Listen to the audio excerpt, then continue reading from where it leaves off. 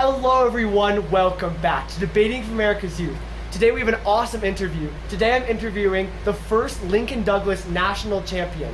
Today I'm interviewing Mary Ambrose-Gerak, who is joining us today. So welcome. Thank you very much. What a beautiful place to interview me. Of course, it's my pleasure. So obviously you've won the first Lincoln Douglas national debate. What have you seen change in the speech and debate community and Lincoln Douglas from when you debated in high school? I've noticed two changes. One, the quality is significantly improved in 40 years, and the speed of the debaters, the fluency of the speech. Of course, the topics are even more complex over the last 40 years, and I think that's what we'd have to say looking back even historically. Hopefully we're off some of the topics that actually started the Lincoln Douglas. Yeah, definitely. And then what are some things that you think have stayed the same over the time that Lincoln Douglas has been, I guess, an event?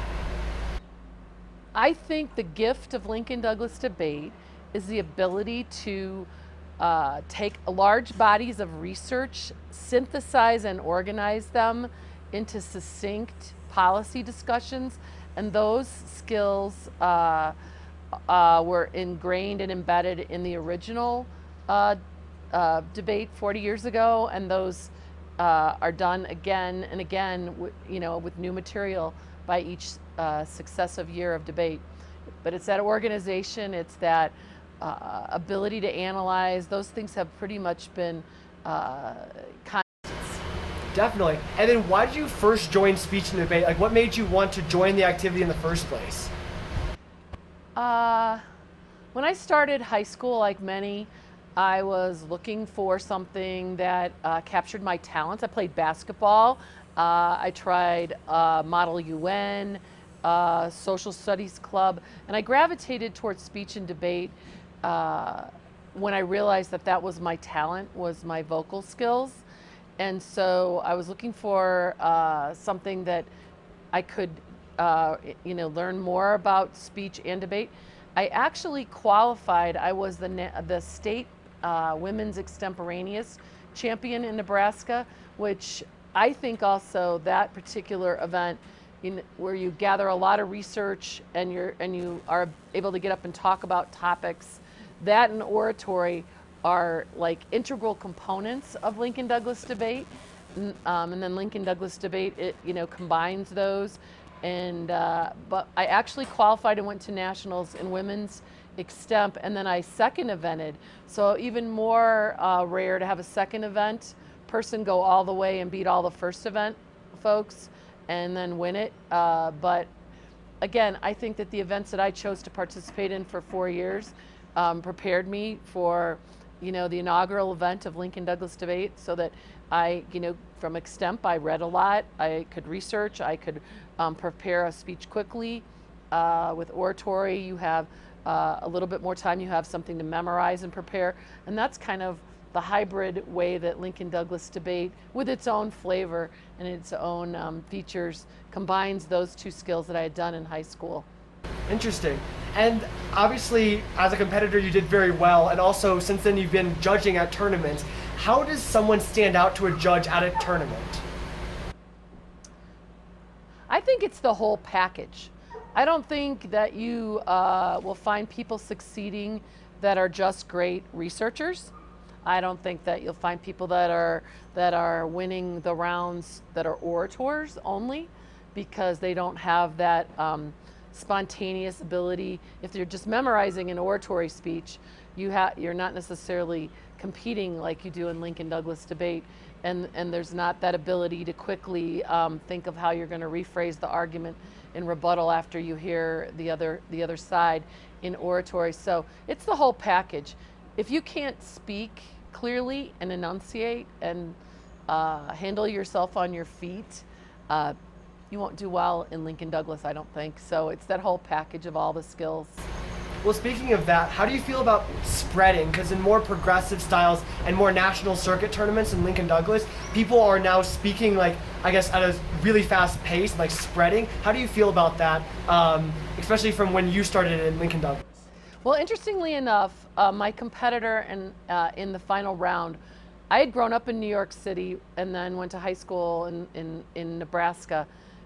She was from New York, and if you listen to the tape, we spoke pretty quickly, and we spoke pretty quickly compared to all the others that were competing at the time. How do I feel about it? As long as you're succinct and you enunciate and you're persuasive, because there's that element of that.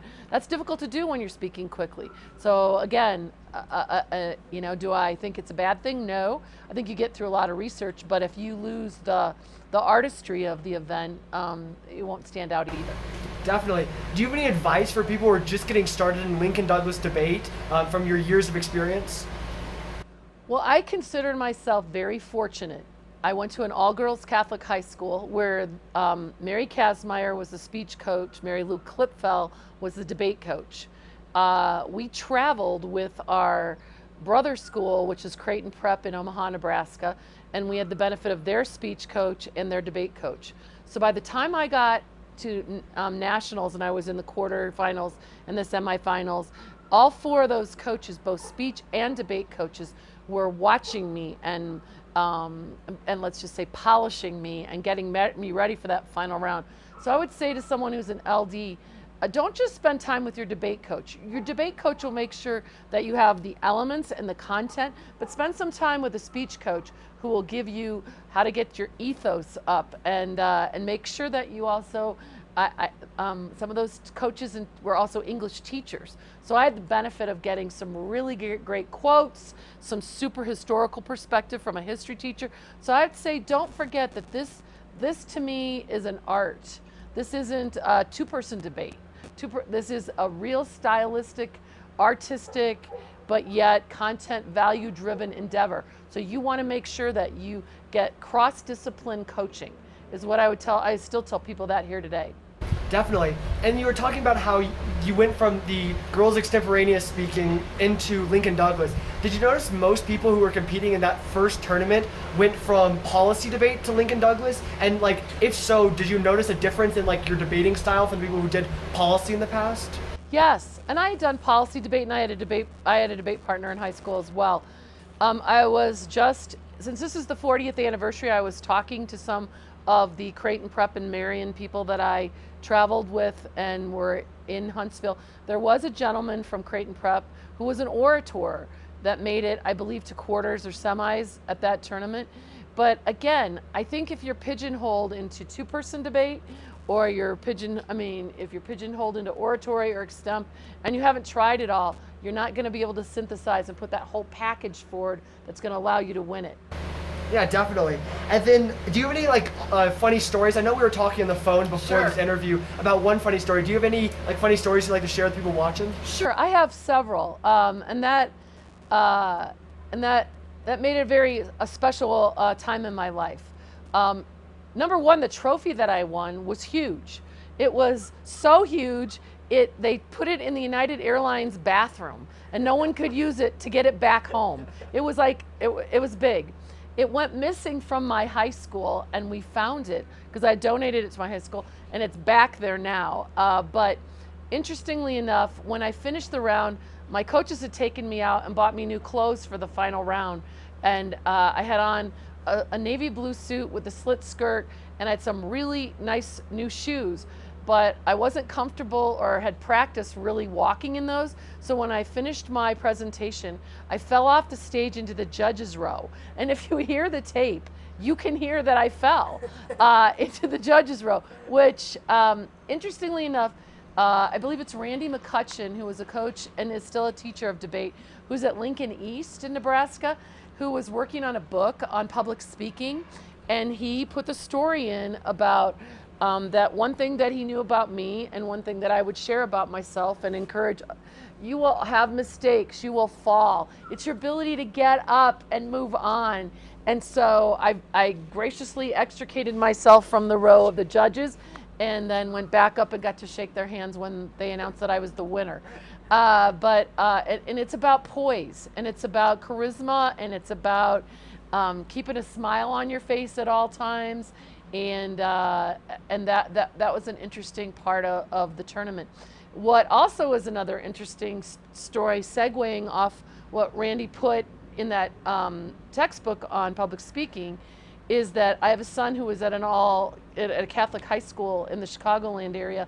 It's called St. Viator, and their high school textbook was for speech was the one that Randy had put the story in. So it was a rainy, dark night on Good Friday, and my son was doing his homework, and he flipped open to page 504 or whatever it was in the book, and there was the story of me, his mom, and I was in the index.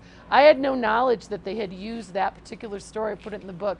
So again, is that a germane point to help young people that are coming in debate? Yeah, you can make mistakes, you can have wardrobe malfunctions, you drop all your cards, you're coming in the door, and it's your ability to get up, smile, and carry on that carries the day. And I think that's a lifelong lesson too. So other funny stories, just that I would say it was the camaraderie of two squads that helped me the most, because those two squads, once everybody had fallen out from Creighton Prep, everyone was listening, everyone was helping me drill, everyone was practicing, everyone was asking me judges questions at the time to get me ready for afterwards, and it was both my peers and those faculty members. So again, anybody who wants to listen to you practice, you'll get a different insight into what you can do to make yourself a better speaker. Definitely, and I will say that when I was at NSDA Nationals last year, when I was competing, I noticed that this one kid, he had broken his glasses during the round, and he used that in his speech, and he made jokes about it, and the judges really liked him, and he ended up breaking in that tournament. But he talked about like how my vision's broken, just like the negation. So like if you embrace maybe the accident that happened, you can, I guess, be more persuasive in the round, or at least make a joke out of it and make like light of the situation. Absolutely. So that was. And it was a wonderful experience. It served as a catalyst for my career. And I would tell all of you, I work in Chicago. Not only do I look at the students from Barrington High School, which is the community that I live in, and some of the surrounding schools that are competitive have invited me in to judge, but I go into the inner cities, and there's a Abner Mikvah Challenge in the city of Chicago, where, as you said, there are students that can't afford to get coaching or can't afford to go to tournaments. And they have a strong desire anywhere I go to improve. And anybody who wants to improve, I'm happy to tell them what I think is integral to doing that. Yeah, definitely. And then obviously, let's talk about your career a little bit. You've obviously had a really awesome career. I was reading on you, and you also obviously did well in the, I guess, mock trial setting and during college. And then after that, you're obviously a lawyer now. How do you think speech and debate has helped you through that process? Well, I went to Notre Dame's law school. I was in the third class in 1984, where we had 43 women out of 165. So that was a strong presence for women. But I would say that my speech and debate background helped me not only, first year everyone does appellate advocacy. And not only did I do appellate advocacy as part of my core curriculum, I then got onto the moot court team. And I had a lot more training than people who hadn't been in speech and debate, because the elements of what you do in law school are the same as what you do in Lincoln Douglas debate. You're putting together, and in two-person debate, and in oratory, and in extemp. You can use all those skills in law school. So I was able to teach at Notre Dame as a third year. I was able to teach appellate ad to first years. Then Notre Dame picked 18 of its 18 students in each year as their national barristers team. Barristers being a concept from England. Those are the trial lawyers in England as opposed to the solicitors. So I was a barrister. I was able to come into Chicago and compete in regionals. And then my senior year, as I mentioned, I taught appellate ad to the first years that were coming in. But on top of that, I entered into client counseling competition, which again is a subtle art in and of itself that sort of spins off of LD debate. And the client counseling competition, I won it at my law school, and I went into the regional and national competitions with a partner with that as well. You lose a judge in 2 minutes when you walk into court if you can't speak well, and if you don't have poise, and if you can't articulate a policy argument. So I definitely think that that background gave me an edge over my classmates, because look at how many rounds you do just even in practice. And that, you know, people that are necessarily coming to law school with a music background or a science background and not a social science background, and not practice public speaking, I clearly had an advantage at my law school, and that, you know, assisted me. And then I was able to help coach younger students. So, and then that also brought me, when I came into Chicago to work as a trial lawyer, I wasn't afraid to go to court. I've already been to many courts, as all of you would say. And then I taught at 2 law schools in Chicago. I taught for 7 years at DePaul Law School. I taught trial, ad, and moot court. And I taught moot court at Loyola Law School as well. So all of that, all of what you're doing is seeds that you're planting and that you will continue to refine along your way in your career. And then, and hopefully you realize that an important piece of it is bringing others along with you, and bringing and planting that seed over and over again, so that others can pick up on those skills and build a future on it. I wasn't afraid, I think, because of LD. I mean, I'd been through a lot with LD and Extemp, so I wasn't afraid to tackle any argument that came my way. Yeah, that makes complete sense.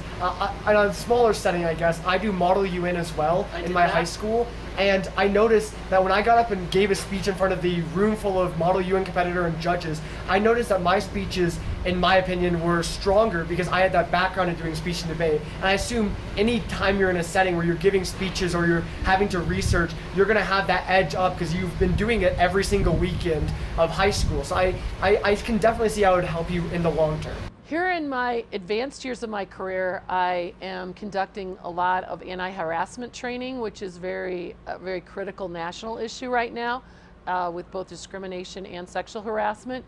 And whether it's walking into a room with 75 people from a factory or walking into a courtroom, as you said, it's that constant being on your feet and using your vocal skills. I think the reason why the British system, and that was what my senior honors thesis was on, and then what I also used for my application for a Rhodes Scholarship, was on the differences between the British and the American system. And one thing I would say about the British system is they segregate their lawyers right away. You're a barrister, which is a trial lawyer, or you're a corporate or more office lawyer, which is a solicitor. And I think that helps with your training.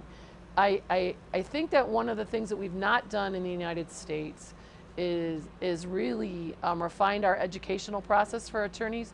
And I think I of course gravitated to the speaking activities in law school, but I see many lawyers that come in front of me that it is clear they're reading, they can't memorize, they are nervous, they don't know how to stand with their feet planted and provide eye contact and look in that window box we talk about. And they don't use hand gestures. And so you can really see that someone who's trying to be a trial lawyer may not have had that debate training, may not have had that speech training, and it really hurts their presentation and thus disadvantages their clients. So definitely. And I saw a statistic from Forbes, I'm not sure the exact numbers, but I think it was 1/3 of all people in Congress are former speech and debate members, and I think it was like 1/4 of all Supreme Court justices or something like that. But you can definitely tell how that speech and debate background can really help you when you're actually doing other things in the future. Absolutely. And doesn't matter where I go, what city I'm in, who I'm presenting to, I will run into people from the NFL. I don't wear my NFL lapel pin here because you've met me out on vacation, but I think that you can tell if someone's had that training, and you can tell if someone hasn't. So I think it's a gift you just gave yourself, Nathaniel. I think you'll benefit from throughout your life from what you're doing. It seems intense. You say, what do you? I mean, I spent a lot of high school Friday and Saturday nights with my co-competitors, but also friends in a group, and we traveled together from the all-boys Catholic High School and Marian High School. And I think our parents were happy that we were, sitting there reading Forbes, Newsweek, U.S. News and World Report, and then we moved on into even more sophisticated journals, which certainly helped us when you had to research papers in college. But that was what we did, and that training I don't stop doing that now. I teach, so I've taught for 16 years in the state system in Illinois, and I would tell you that that training, that ability to research, and that even as intensely as you do in high school, will help you no matter in what job you choose. I mean, your employer doesn't want you to give out bad information. And we certainly learn about quality sources in LD debate. I mean, people laugh at you if you come up there with something that they consider is less than a quality resource. My students always ask me, can I use Wikipedia? That didn't exist when I was around. I don't know, do you use Wikipedia? Do you use, what sources do you use, Nathaniel? Well, it depends on the time. I think the New York Times is a very strong source, the Washington Post, but a lot of the times these research papers that, like, instead of getting the political spin, you can actually just get the real facts. But I don't know, I mean, like, I actually have a video on my channel about how to research correctly. Sure. So if you want to check that out, they can check that out. But I think that just like finding like sources, and a lot of times, I mean, I personally think that like sources like Wikipedia, you shouldn't cite, but Wikipedia will sometimes cite other sources that might be stronger. Like they'll cite a research paper or cite another source. So I think that you can use those things, but like don't cite Wikipedia. Right. I think that you just learn in LD debate, and the topic, you probably read the book that I sent you. That was another interesting piece. I got to work with the heads of the NFL to publish a book on LD, and granted it's 40 years old, so I'm sure it's the basics only, since our competition was definitely in its infancy. But you know, we talk about how to prepare, and the Social Security financing mechanisms, it ought to be another topic again, because we're considering that we may lose it in the next 10 years, you know? So, and I don't think that that Congress has taken to heart many of the suggestions we had in that debate, but the sources that it gave, and that you need to learn how to go to government agencies to research. You need to learn, the New York Times and the Washington Post are definitely on one side of an argument, but you need to be reading both sides and try to glean what is the actual facts in a debate. That's totally true. And then obviously you've had a long history and career in speech and debate. You know, obviously we've talked about this. Do you have a message for the speech and debate community, everyone who's watching at home? Do you have anything you would like to say to them right now? I'll say some people took this to kind of talk about some things that they would like to see the speech and debate community work on and improve on, and some people just took it to like thank the speech and debate community for all it's provided for them. So however you want to take this question, it's your I'll time. take it both ways. Okay. I think while I'm very disappointed for our students who didn't get an opportunity to go to nationals but had to compete on Zoom, in this pandemic, all of us have had to reinvent and adapt. That's a critical skill in LD debate. So you need to watch yourself on Zoom and improve yourself. I'm one of the first people to hear courtroom trials on Zoom in Illinois, which is incredible to be doing from my home office during this pandemic. But there were lawyers that were afraid. There were judges that were afraid. You can't be afraid, and hopefully LD debate teaches you to reinvent yourself, to adapt. I hope that Nationals does return to being in person, but I do hope you take the opportunity to learn how to improve yourself so that you convey your points very clearly through the medium of Zoom. My other advice is, I think it's really important in a democracy to have dialogue. I think it's important to know how to treat each other respectfully with dialogue. I think that's one thing that speech and debate gifted to all of us that participated in it. I think that you watch the news now, and you even compare the American news to the European news, where they read the news. Here, there's always a spin on it. A speech and debate person can spot that spin and find a fact. A speech and debate person knows how to treat people respectfully. Competitor, colleague, friend, coach. That's what you learn when you go into that. I think that would help advance our democracy right now. We have so many issues that are so divisive, that are so pivotal, and that are so prevalent right now. If we could just apply the speech and debate principles that we are taught in a sophisticated way to help others, I think that the United States would return to many of our ideals. And I think that was really what the debate forum started with Lincoln and Douglas. Little bit disappointing. I mean, you know, that people don't understand that we give each other the right to have a different opinion.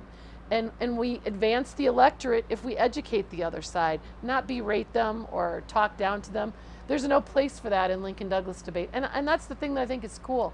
I don't think you see much of that. You see, I don't know what you think, Nathaniel, competing, but people that don't treat their competitors professionally, what goes around comes around. It's a community that knows each other. Like you said, you can almost spot someone in Congress who's had an NFL training. And I think that it's that embracing dialogue that we have that really should help lead us to great policy solutions in the United States. And that's why I'm so excited that you are so engaged in this, that you are continuing to being engaged in it. And like myself, you want to turn around and bring others who are less fortunate forward in the debate techniques so that they can too help advance ideas.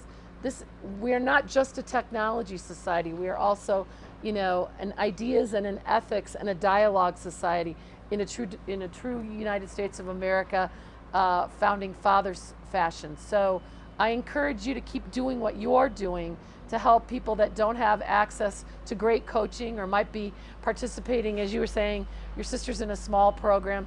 I was in a small, modest program. Catholic schools don't necessarily have all the resources, but what I will say to you, we had heart and soul, and I had many others from other schools helping me and spreading the messages that we were engaged in at the time. I completely agree. Yeah, I think there's lots of organizations in the speech debate community trying to help other people and get out there. And I think that if people, even if they lack those resources, if they seek out these free resources or reach out to people to try to work with them or help them, like coaches or teachers, like you were saying, I think that they can do so much better. I remember before my state tournament last year, I went and just sat down with my social studies teacher, yes, and we looked at every one of my bills, and he gave me his opinion, right, back in history, like you were saying.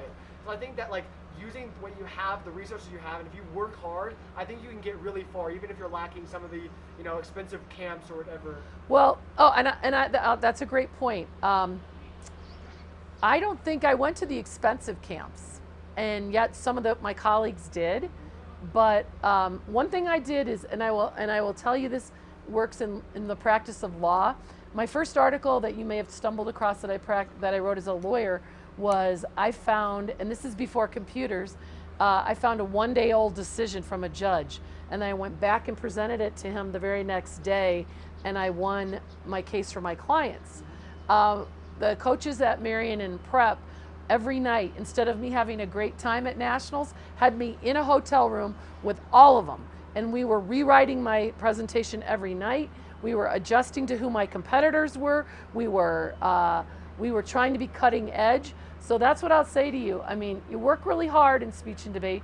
You work really hard as an attorney, and you keep yourself current, and you keep revising and editing and reaching out and looking for more resources. And again, students, if you're in a community that doesn't have much access to technology, use your phone. Email it to somebody. Say, take a look at this.